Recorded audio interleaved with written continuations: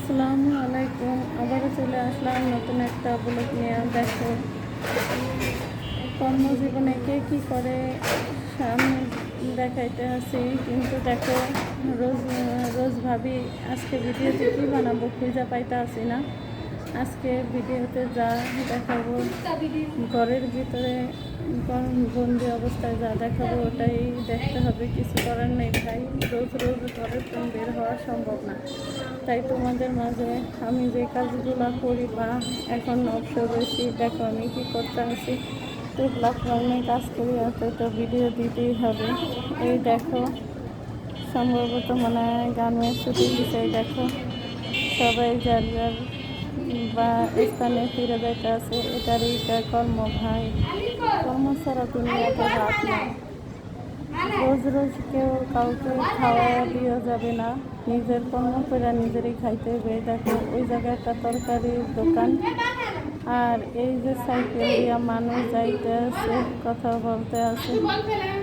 ওই তরকারিওয়ালার সাথে দেখো এক আপুর কথা বলতেছে, সম্ভবত সে মনে হয় তরকারি কিনবো। এই যে যাইতে আছে তারা, এই যে পাশে একটা গাড়ি যাইতে আছে। মানুষের জীবনটা অনেক কষ্টের ভাই, চোখে না দেখলে বোঝা যায় না।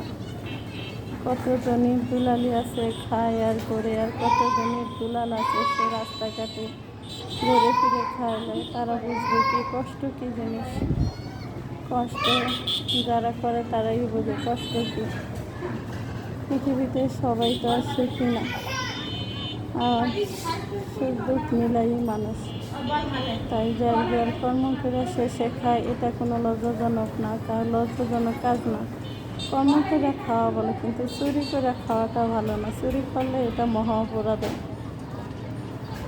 তাই আমিও প্ল্যাটফর্মে কাজ করতে আসছি। এ জায়গায় কোনো কে কী করলো বা কে কী ভাবলো ওটা আমার দেখার বিষয় না। আমি নিত্যদিনে যে কাজগুলো করতে হবে আজ থেকে সেই কাজগুলোই করব।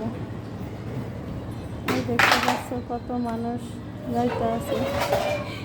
যখন ছুটি দেয় তখন মনে হয় প্রাণ ফিরে পায়, তখন বাড়ির দিকে রওনা দেয়। তারা স্বজনদের মুখ দেখবো, কেউ তরকারি কিনে, কেউ মাছ বা বিজাবি কিনে, যে যার মতো করে কিনা বাড়ির দিকে রওনা দেয়। তার স্বজনরা তার পশ্রয়ে আছে, কেউ বাচ্চা, কেউ স্বামী, কেউ স্ত্রী, যার যার মতো করে আছে তাদের দেখতে যাবে। কেউ রাস্তায় একটু জিরে তারপরে এই দেখতে পাচ্ছে। এই হয়েছে কর্মজীবন, একেই বলে কর্মস্থল জায়গা। যার যার জায়গায় শেষে রাজা ভাই, আর যার যার জায়গায় শেষে প্রজা।